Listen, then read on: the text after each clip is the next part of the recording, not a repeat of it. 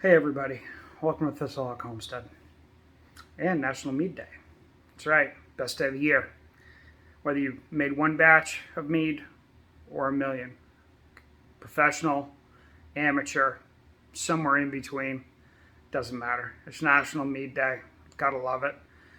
So we've done a few things today to celebrate National Mead Day. Clearly we're working in the meadery.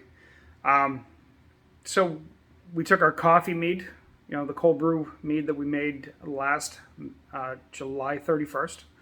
And we added some roast cacao nibs to it, about 2 pounds. And that's great.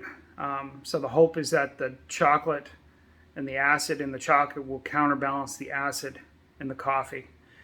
Coffee and chocolate play really well together, so we're going to let that go and see how it plays. We added nutrient to the peanut butter and jelly. So the jelly part of it, we added nutrient to start that ladder process. So that'll be done in about the end of this week. And then once that's done, we'll give it a week and then we'll rack it off. And we're also going to try potassium sorbate. So the acetylene we started this past springtime is fermented to a beautiful, beautiful golden color. So I'd like to play with it a little bit more rather than waiting a full year. I've never used chemicals or any additives to my mead.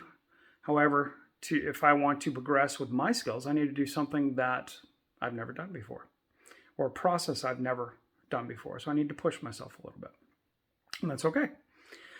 So we're going to use potassium sorbate. It's a half teaspoon per gallon. Okay.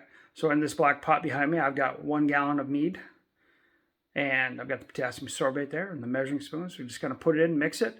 It says to wait at least 24 hours before being able to back sweeten or add your tannins or any acids or things like that. So we're going to give it the rest of today through tomorrow, and then the next day we're going to do some bench trials and see how it works. We're going to get it to a flavor that we want, see whether we can do this. I have 100% natural maple syrup from here in New Hampshire to be able to back sweeten with. So the hope is to be able to get a honey maple flavor in that acetylene. For those that have made acetylens before or maple meads, typically that flavor cooks out, if you would. There's very little maple flavor left. There's a richer honey flavor to it, but there's almost no maple. So we're going to do that and be done with that. So I'm going to flip you around here. So right here, you can see beautiful color. Ignore the black because it's just the pot. And then we have the potassium sorbate. And we're just going to introduce a half teaspoon and stir. And no big deal. Away we go.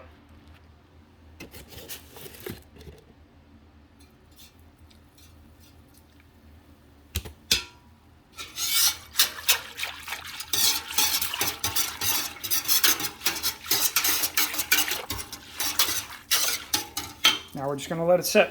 Okay, we'll cover it so there can be no contamination. We're just going to let it sit. And then we'll see what happens. Don't forget my personal rules for mead making. You got to consume what you make. That right there is a 4-berry lemon ginger. It's over 2 years old. It's about 10, maybe 12% ABV. No, not too heavy, not too light. But it's really crisp and refreshing on these hot days.